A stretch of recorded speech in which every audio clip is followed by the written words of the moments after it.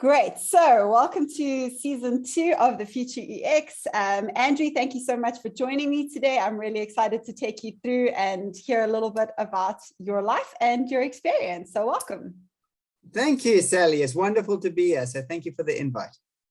Cool. So Andrew, I want to just start off a little bit about your journey. I know you've come from not a traditional HR background. So tell me a little bit, like, where are you from and what shaped your path to working in the employee experience space?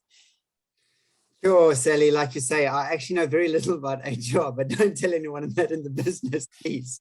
Just making it up every day. My background, I actually started off in the kind of commercial side with a travel company in the UK and worked there for many years. But then took a bit of a change and went out to Tanzania, where ended up to volunteer actually. Okay.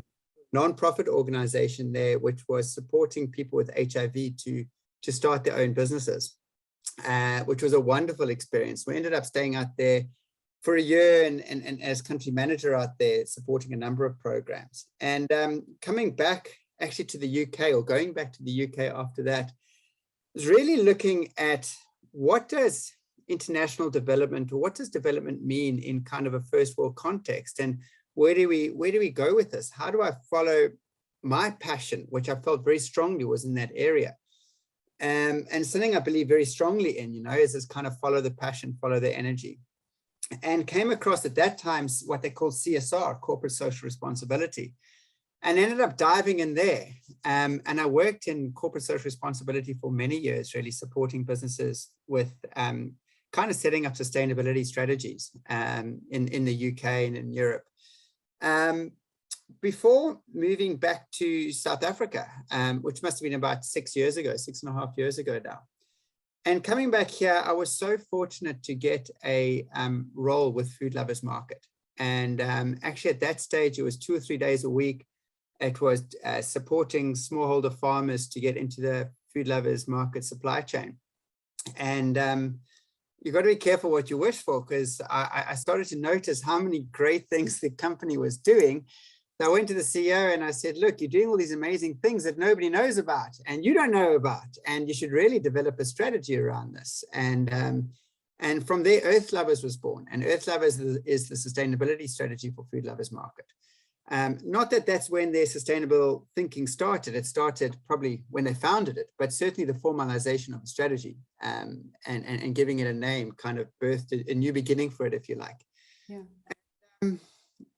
Yeah, again, be careful where you push, because after that, I'm a big believer that value schmalues, like every company has values, and very few actually genuinely follow those values and deliver and behave according to those values. And so I've done a lot of work on values in the past, but I feel that unless, for me, sustainability is all around proactively living your values.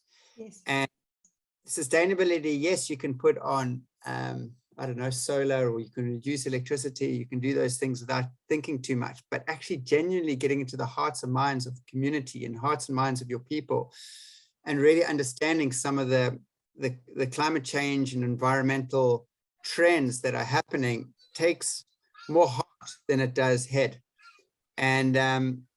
And that's kind of really becomes entrenched in the leadership styles. So I started to push on leadership there in the organization. And then before I knew it, the CEO said, okay, fine, you take this on then. So the next I was looking after HR and sustainability. So yeah, that's my journey to get here. Very little knowledge about HR, but some great people in the team and a lot of passion for it. So what do you like most about sort of the employee experience space now that you've got to work in it for a little bit?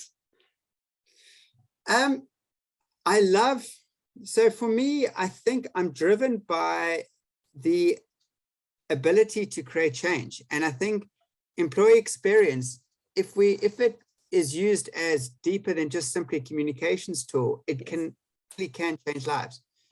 So for me, that's what gets me out of bed in the morning. That's what I love doing. I love working with people who are passionate about creating change, and an organization that allows us to do that. And what do you think if you have a look at where you started and where things are going, and obviously having the COVID conversation is one that obviously comes up all the time, but what do you believe are kind of the trends and the things that organizations should look to for the next couple of years? What do you think's on the horizon there that is something that organizations need to start stepping up towards? I think that organizations are becoming or have become a lot more transparent through social media. There's a lot more dialogue between individuals within the organization and the external world, if you like. So the days of like a corporate being able to control its PR, I think are kind of less now, certainly, than it was, because employees have direct access to social media, and that's wonderful. I think we're seeing more of the development maybe of the whole of the individual person. I think that so it depends on where and what sector, but certainly if I talk about the retail sector, which works with a huge number of really socioeconomically struggling people, people who really do struggle financially, and COVID has enhanced that a great. So previously, where people used to support 3, 4, or 5 people, they might support even double that now. So for me, I think that organizations have to really now take a look at that and understand the challenges that their people are under, both financially and then also from a health and well-being perspective. And I would like to see a major trend being organizations take a far more proactive stance in terms of acknowledging their role in social inequality in our country, and to maybe build pathways to out of this kind of total, to build pathways out of the inequality that we have. I think that's gonna really take some new thinking, and then actually more than anything, a new way of looking at people. Yeah, and I think an openness as well to looking at how you can, especially when you look at learning and development and training and onboarding and upskilling, I think there's definitely a lot of work there that needs to happen out of the traditional thinking of, you work for me and this is the only thing you can do. What do you think about the idea of organizations, encouraging and upskilling not only their employees, but communities on like the side hustle, how to create other ways and other income streams while you're still working? That seems to be quite frowned upon in big corporate, but ultimately for us to address economic issues within the country, to be able to teach people to have multiple income streams and to have that knowledge and community surely is a way of addressing that. I guess it is. I think a hesitation I would have in that, and I feel maybe am I in danger of towing a corporate line here? I don't know, not normally, but I think a danger in that, again, I can only speak for the retail sector, is that the retail sector is tough and it's 6 days a week, pretty much. Yeah. And, so to have a side hustle means really, when are you going to do that? So I think there's different ways of doing it, and maybe that is a way. I think that a couple of things that I would say on that, though, is one, our CEO, Brian, has one of his leadership principles is look for the good in your people. And one of the things that we say a lot is that how do we identify talent that doesn't look like or sound like me? So I was very, very, very lucky. I am, like I've said it before, I'm effectively the definition of white privilege. And I went to a lovely school and I'm well networked and I'm able to speak to a variety of people. And that served me very well. However, when I look around a business like ours of 16,000 people, I see, I know that there are people who are a lot more talented than me, but didn't have the same chances that I've had in my life, and don't talk like me or sound like me or like the same things that I do. And the challenge, I think, for businesses and for us as a business is how do we equip our managers and others in the business to be able to identify that talent, to nurture that talent, to develop that talent? Because you're always going to get people who work at kind of lower income levels. But if you find the right people who are talented and who've got a passion for, say, in our case, retail, and are committed, there's absolutely no reason why we shouldn't be promoting and supporting and nurturing those people. And that will not just change their lives, it'll change the lives of the people around them. And I'm very lucky at Food Lovers, because actually we've coined a phrase, same faces, higher places. And that was done at a board meeting a couple of, actually a few months, beginning of this year, where really the idea is around how do we do just that? How do we find that talent, nurture that talent, develop that talent? So we really want to honor the people that have worked with us for a while and support their journey, wherever that may be. The other side of that, sorry, there's a second part to that is, you know, how do we support the children and the families of our people? And we're definitely not there yet, but some of our thinking there is specifically around education support for colleagues' children, so they can have some of the access and the grounding that that we've had. Okay, and so what do you think? I mean, from a non-negotiable standpoint, what do you think of the non-negotiables that EX leaders need to be focusing on? The non-negotiables, I think truth and honesty is a non-negotiable. I think that in business and in life, we have a propensity and this amazing ability to pretend that issues don't exist. Okay. I think that whether you look at some of the farming practices employed, if you look at some of the environmental destruction or ecological destruction of the rainforests, and how we are all complicit in that because of the amount of palm oil, for example, that is consumed, or some of the fires going around and the emissions that we put into the atmosphere, or social inequality and the disparity in pay and different aspects. I think that there are so many facets where if we are going to really engage our employees, the non-negotiable for me would be honesty in what you're trying to achieve. We can't be all things to all people. Not everybody is going to be a manager. Not everybody is going to be the CEO. However, I think to be able to be honest with people and say, this is our culture we're trying to create. These are our values. Help us to achieve them. Help us to live them. And this is where we're not doing so well. This is where we feel we are doing so well. Are we right in that? What are your thoughts? Yeah. So I think that total honesty, I think, is one non-negotiable. And the other side of that, I think what we're going to need to do to really engage our employees, in the words of Nancy Klein, is listen, listen, and listen. Yeah. I think there's far too much still telling. There's far too much people who think they know what is best for others, instead of actually just listening and building some solutions from the bottom up. Yeah, absolutely. I think we often talk about that, in terms of the pillars of employee experience. We talk a lot around conversation, and, listening is a huge part of conversation, but the speaking back to say, I acknowledge, I heard what you said, this is what I'm doing about it. I think that that's the part that I always see as being missed. So there's a lot of broadcasting and a lot of this is what's happening, and there's a lot of voice of employee coming back.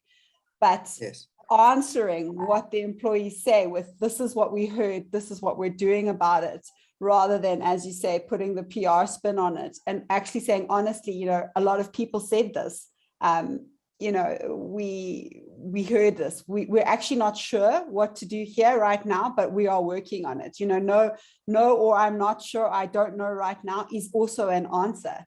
And it's better to say that I've heard it and I want to think about it for a while and I'll get back to you, than saying nothing at all. Do you agree with that? Absolutely. I think you have to be honest. And I think the danger when you've got like a big organization and you're getting lots of voices is you can't do what's right for everyone all the time. And people often say to us, that employee engagement survey, you didn't listen to my opinion. And I'm like, well, unless your opinion was a common opinion, then the reality is no, we probably didn't. And so, But I think again, is that honesty in how we communicate about this. And to your point is saying, okay, guys, thank you all for your opinions, but these are the key things that came up and this is what we intend to do about it. Or this is why we can't, whichever. Yeah. But I also think there's something around an organization being very honest with itself about its role in society. What is the purpose of that organization beyond just the selling of its product and profit? Like John Mackey says, we have to breathe to live, but breathing isn't our purpose in life. And I love that phrase, because making money, yes, we have to make money to continue as a business, but that doesn't mean it's our purpose. So I think for an organization to really take a step back and identify its bigger purpose, what is going to get everybody out of bed in the morning beyond just making, and then to work through that. Once you've defined that purpose and very clear on what that purpose is, and the purpose is a higher than self kind of purpose, it really is to change the world or to change people's lives or whatever it may be, is then to be congruent with that right through. So then your employee engagement experience and the things you do, like I said, you can't do everything for everyone. So what, through your business operations, can you make a difference on within the framework of your purpose? And then relentlessly pursue that. Okay, so I'm gonna ask a little bit more around around landing purpose within the organization. I mean, what do you think are the biggest challenges around landing purpose? And I'm sort of thinking along the onboarding. So when you bring somebody into your organization, how do you advise getting around some of the challenges to actually land that purpose with every individual, so that it becomes something that everybody is aligned to the whole way through? So I think in terms of the onboarding, I think it's a wonderful opportunity because people are so open to learn new things, and they're so keen and excited. Yeah. Well, they should. You would hope hopefully, so, join the company. Yeah. So there's actually, in many respects, I find that relatively easy. I also find, and different places I've worked, but certainly at the moment at Food Lovers Market, where the board and the senior team are very purpose driven, and it's very much being pushed from their side. So my job effectively is very easy. I think where it sometimes gets blocked a little bit is it kind of that middle management. And this is nothing new. It's in so much literature about it. But I see deeply why their struggles. Everyone I speak to is committed to the purpose, yet they are so busy and trying to make things right in terms of profit and running great stores or distribution centers or teams or whatever it may be, that they're so busy that to take a step back from that and allow that wider purpose, to trust that actually the purpose, profit follows purpose, yes, is a harder sales job from our part, if that makes sense. And I think to some extent, coming out of many business schools in the past, it wasn't so much about purpose. It was, it has been just about profit. And how do we shift the paradigm? How do we show people that actually maybe what they've learned isn't right? And that's a hard thing to do, because especially with some of the kind of senior guys, they go, but hang on, this has got me to where I am. And it's like, yes, but there can be another way. Yeah. There can be another way of leadership which allows and enables individual values to flourish within an organization. And I think that's a crucial stumbling block, actually, because when I look around at many of the businesses I've worked in, I see so many people in our society that are, not sleeping at night. They suffer from anxiety. They suffer from depression. They suffer from all sorts of these kind of modern day, what I'd call modern day illnesses, really. Stress is such a major thing. And I honestly believe it's because people sometimes struggle to find congruency between their own personal values and then how they think they need to behave in the workplace. Yeah. And a major part of anyone working in colleague engagement or in the people side is enabling leaders, and young leaders especially, who are going to grow and develop, to be who they are in the workplace and in their leadership style, not who they think or have been taught they should be, but genuinely congruent with themselves.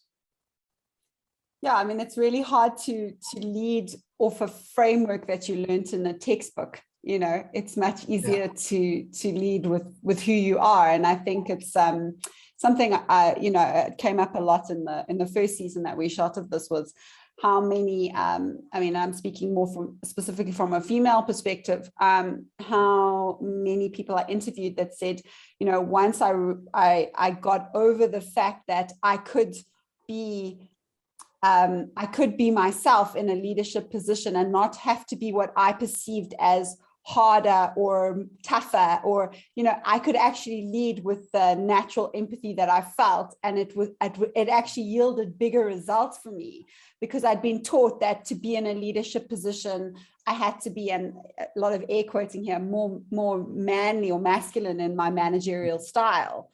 And that's coming through a very sort of taught framework of how you have to handle things like conflict and conversation. And, you know, it was a very interesting conversation to have, I think.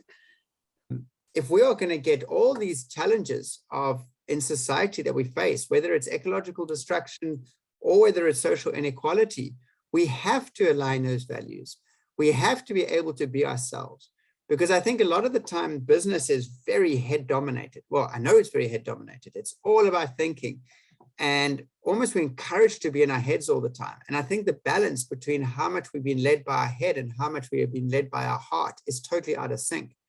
And I think if we in colleague engagement and in HR can really encourage people to lead as much with their heart as they do with their head, I think we'll start to see a shift in the decisions that people make. Absolutely. And I think COVID's really highlighted that. I think it's allowed that style to really rise to the top a lot more. So in a lot of respects, I think it's been a really wonderful thing from that side, you know, where you know, people leadership in a lot of companies was very much seen as a like a grudge purchase, you know. And during COVID, you know, the people there and the strategies and their styles and the leadership really looked to them and said, now what? And you know, they were able to answer. And I think it's really changed, and certainly in the employee experience world, it's certainly changed things fundamentally, which I think is awesome. And so what do you think are if you had to give somebody that's moving into employee experience now some advice around what skills you think they should have or they should master, what would you say are like your top 2 or top 3 that they should consider looking at? So I think the first thing would be listening skills. Okay. I think that there's a lot more we could do by listening to people who don't have the education that we do, who don't have the backgrounds that we do, and really genuinely listening to understand, listening to get solutions from the people. I think listening is a big one for me. I think there's an aspect around empathy.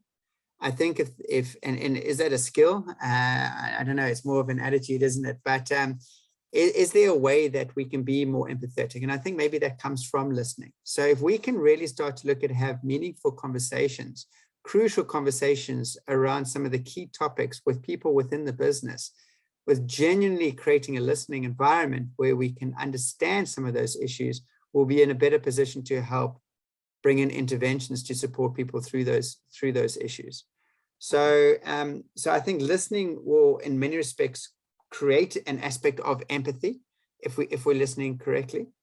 And then I think that there's a role for people in colleague engagement to understand the business and to really understand the drivers within the business, because we're kind of matchmakers between, I guess, certainly from my side, my idealism. And I think a lot of people in employee engagement or colleague engagement feel that this kind of idealistic view of how things could be if we get it right. But marrying that up with the business needs and the business strategy, and then slowly taking that business on a journey. You know, things aren't going to change overnight. And I think we need to be honest with ourselves and okay with that, and non-judgmental on others and ourselves, and say, okay, this is going to be a journey. So I think that there's an aspect there too of understanding the business, and then slowly being comfortable with taking people on that journey with that deep listening and understanding what the people want. So you're kind of marrying up the different components of the business. if that makes sense. No, it does. It really does. And, you know, if you think about, I mean, you spoke about listening to people and that come from a whole lot of different backgrounds. I mean, how do you feel that DI or TDI really focus in the employee experience strategy? I mean, how, looking at that aspect, how do you feel that leaders should incorporate diversity, equity, and inclusion into their strategies? Is it something that you feel that should be driven from a colleague or employee experience perspective, or do you think that's something that comes from more from a leadership space? Sure, I think that where does it come from? I think that comes from every single person in the business, obviously, but then the leadership has to provide the framework for any interventions to take place and needs to understand why it's doing those interventions. So for me, diversity and inclusion and equality in many organizations I've seen very quickly becomes a tick box exercise. Yeah. Look, we've done this diversity course. That means we're all amazing and we're all equal and we're all loving. Yes. Half day bias. Yeah, it's unreal. But I think really the deeper understanding of unconscious bias and really going, what is the problem we're trying to solve? I think needs to be the question, not what form are we trying to tick for the government or for anyone else or shareholders or whatever it may be, but what is the genuine problem within our business we're trying to solve?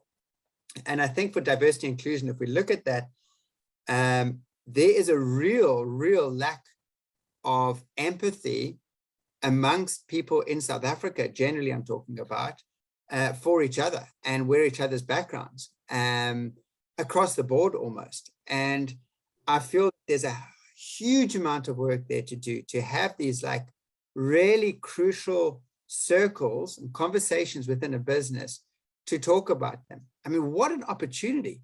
We actually all been forced together to work in a work situation. Why wouldn't we make the most of that and actually sit in circles and get to understand each other, to really, truly understand where each other's come from and the challenges there, not to judge, not to create any kind of pity or anything, but actually from a space of love in terms of, wow, okay, love and understanding. I didn't realize that. And I think then we can really start to build more inclusive teams. I think the challenge that I found with diversity and inclusion in corporates generally, often, not always, of course, but often, is that it is just that, oh, well, I've got a form to fill and let's just send everybody on a diversity and inclusion course and we can tick that and say we've done it. And it doesn't solve anything because our bias runs so deep, especially in a country like this. And unless we're willing to really acknowledge that and say, yes, I want to change, and therefore I want our business to change, nothing is going to change. So I feel there's a huge opportunity here, a huge responsibility actually on businesses, because like I said, what a wonderful, amazing place we have already where everyone is working together. Why wouldn't we use that? And then from there, I think that comes down to, once we start to understand, we start to be able to recognize talent that doesn't sound like us, and we start to be able to recognize the efforts that people make.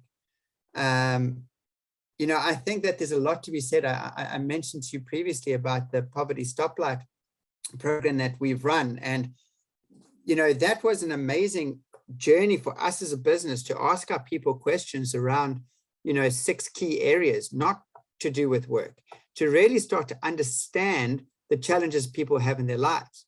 And actually what we did with that is after we did about 400 of these one-to-one interviews. And then we made a video on the people we had interviewed, which you won't find publicly at all, but we showed it to the board. And what did that do? That really helps them to understand the issues our people are facing. And once they start to understand it, once they face it and know, and nobody can walk away from it. There it is, it's in black and white. These are the issues. Then the question is, are we up for doing something about it or not? Yeah. And if the answer is yes, then it's wonderful. And certainly in my world, I've been very lucky where the board has been very much like, okay, you've raised this. Now we're going to do this. Yeah. Let's do it. Yeah. And that's been a wonderful journey. So I think diversity and inclusion is such a big issue in our country. I think it's scary for a lot of people, but I think that there's an opportunity there for businesses to really look at creating the space for meaningful conversations so people can better understand each other, and with that more empathy can be had. Yeah, I think it's very interesting. I've been chatting a lot to a couple of people also in the more in the procurement space, and we've been talking a lot about the checkbox and the tick box exercise that you were mentioning earlier, and that obviously largely has to do with employment equity and a lot of the legislation around that. And I think what people have also lost focus of, and I think it's a great opportunity for businesses as well, is to actually re-educate everyone around what the purpose of the check boxes are, because if you look at the original piece of legislation that was passed, it actually speaks so beautifully to readdressing so many issues in our country. And it's actually a really, really beautiful piece of legislation. And I think for organizations to say, our aim is to follow this, not because we have to, but because we are actively committing to readdressing this and actually creating the one gentleman, Trevor from ProcureSense, was explaining to me, a healthy economy is in the shape of a diamond with with this really great big band of middle class. And South Africa's economy looks like a hourglass or two inverted triangles with this, and our aim as a country is to transform into this diamond. And, organizations have such a great opportunity, I believe, to also build that into their DEI and to their onboarding experience, to say, this is what we stand for. We want to readdress this. And this is why we are working within this framework of legislation, rather than saying we're doing this because we have to, it just changes the reframe. For me, is so powerful in that as well. It really does. It really does. And I think there's something also like, if you look at the employment equity legislation, any of those pieces of legislation, there's the legislation and then there's the spirit of the law. Yeah.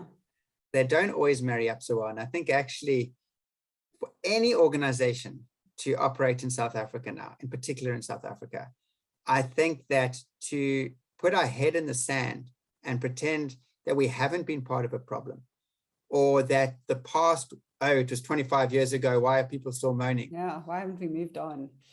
I think that's really is looking for trouble, because those issues that have been created through our past are very present right now. And I think what's needed, and actually somebody in the employee engagement space, you ask about what skills they need, a little bit of boldness, if you like, a little bit of confidence to actually show that really, to ask those really hard questions that people don't like to be asked because they don't want to know. And actually put up a mirror and to say, this is us, this is our impact on the world. And then secondly, what are we going to do about it? I think that's going to be crucial. Because there's a lot that every organization can do, and there's a lot of things, just from a systems and habits perspective that can be done to really facilitate rapid change. I mean, I look at when you take on people that perhaps this is their first job, or haven't been employed for a while. One of the things that we always look at and recommend is, have you looked at your payment structure? For somebody to come to work for that first month before they receive their salary is not feasible, because to get to work, money for transport, money for food, money for all of those things would then have to be taken out normally via a loan.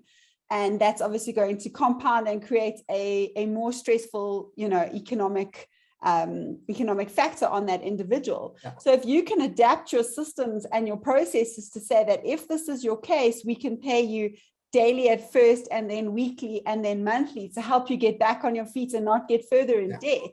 That is something that a business can do straight off the bat that will immediately help and impact that person and better their chances of moving into that higher band. So I agree, but there's a boldness to that to say, I understand that not all of our payroll systems work like that. So, we need to make some changes there. And, it is difficult, but I think there's so much that we can do collectively to just make these little incremental changes, Absolutely. And first, though, the first step is to understand the issues. Yeah. So a lot of people will look at, well, I don't know why people aren't staying with us. They come for 2 days and then they leave, and let's be really willing to ask the question and listen to the answer.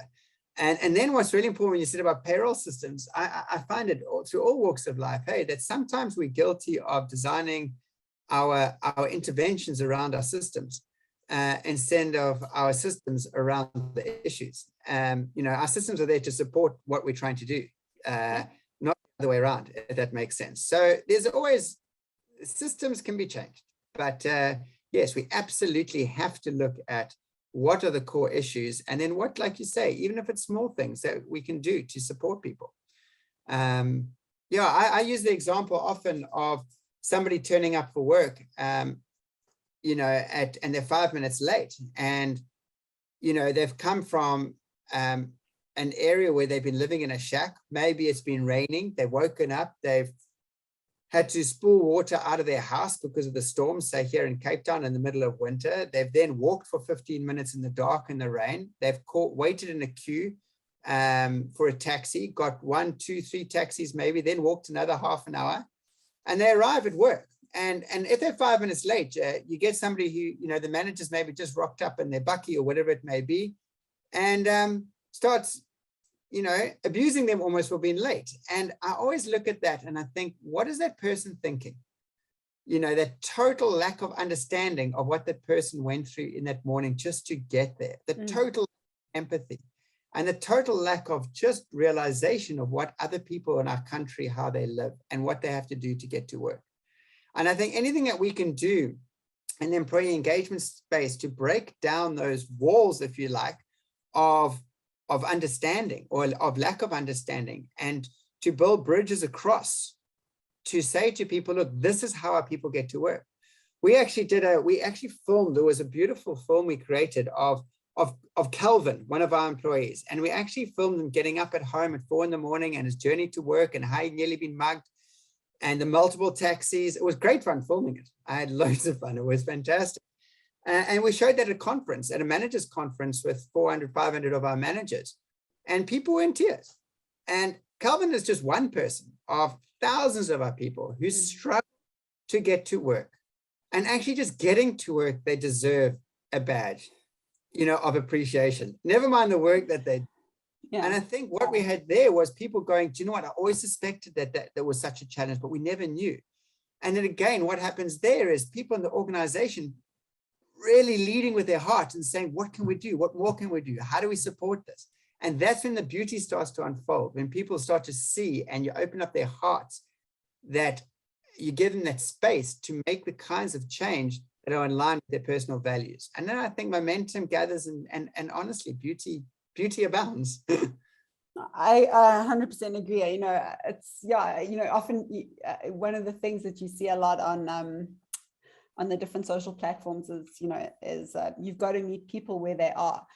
But I think, what this really raises the question of is do you really know where they are? Yes. And do you want to know, and have you, are you bold enough to look? Absolutely. So Andrew, I'm going to just ask you if you had to say to everybody that's listening, what is the one thing to take out of this conversation, or in your best advice, one thing for people to take away and implement in their leadership style today, no matter where they're leading, what would that one thing be? Don't be afraid to express yourself. Okay, I like that. Don't be afraid to express yourself. I think that people often are nervous about showing their true selves. And I think that if we're going to create organizations which are genuinely purpose-led and values-led, they have to be filled with people who are values-led and purpose-driven. And I guess one of the key tasks there of leadership is to enable the space for people to be themselves without fear of judgment. And if we can lead through that, and if we can lead through love and not through fear, then I think we start to create genuine change in organizations in our country. I love that. Thank you so much. Andrew, I really, really appreciate your time today. Thank you so, so much for that. And yeah, I look forward to chatting to you again. That was really fun. Thank you so much, Sally. I also really enjoyed it. Thank you.